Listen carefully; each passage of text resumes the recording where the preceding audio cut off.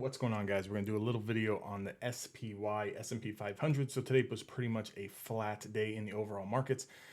SPY closed at $374.39. One thing that I do kind of want to look at here, just kind of looking at the macro view on the overall charts, the narrative really hasn't changed. This is still, sell-sided market. This is still a bear market.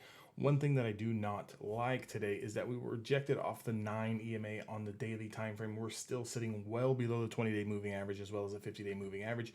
If I can just kind of draw some supply and demand zones here, just from a macro point of view on the SPY, we can kind of see a little staircase stepping down action. Now we have had a little bit of a boost the past couple of days, today finishing a little flat as I said, but not too encouraging from the bull kind of standpoint. Right now what I'm looking at on the SPY, and I'm going to go ahead and post this in the Discord as well, post a screenshot of this chart so you can kind of look at the supply and demand levels and kind of gauge where you want to maybe particularly enter into a trade, short or long. Right now I still think that it's a stock picker's market. The market is very disconnected, meaning you might have some stocks that are starting off really strong in the morning and other stocks kind of doing the reverse opposite. So one thing that I'm looking at tomorrow, I'm going to be completely sell biased. Now that can either be a benefit to me or it can kind of be a little bit of a downside. If the market decides to continue to rally higher, it's really going to need to get over 379.50 on the SPY. 379.50 kind of takes out today's top range here where we got rejected at the 9, also going to take out yesterday's price action and kind of get us out of this downwards consolidation pattern here that we're looking at. Now to the downside, if the SPY starts to lose 370.32, it's definitely going to be a short position that I'm going to want to get in.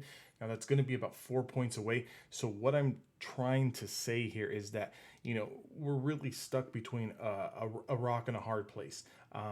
We're not really at the bottom of the range. We're not really at the top of the range. We've got work to do kind of on both sides. So I'm going to play out both different scenarios. If we do kind of open up flat tomorrow, make an attempt to get push up, but never take out today's highs, what I can see happening is a little bit of a rejection here and then a back test of the 370.32.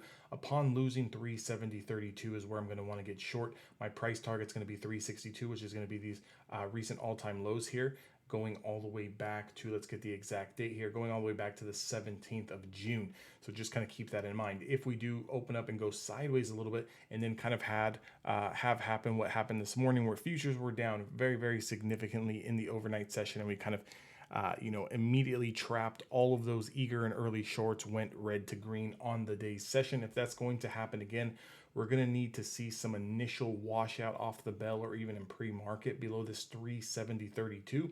And upon reclaiming this area, you can potentially get short back over 370.32. So what it would look like is an initial washout off the open, and as soon as we can reclaim 370.32, that's going to be an area where you're going to want to get long. Now you're going to want to be targeting selling profits into this top of the range here, closer towards 379.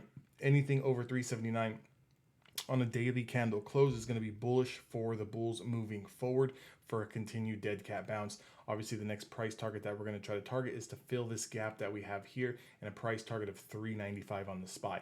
So definitely kind of keep that in mind. That's going to be my SPY stock or ETF prediction going forward for the rest of the week. Hope you guys enjoyed the video. If you guys did enjoy the video, please make sure to like, comment, and subscribe. Also join that Discord that's down in the description box below, as well as checking out all of the other programs that I offer in the description box as well.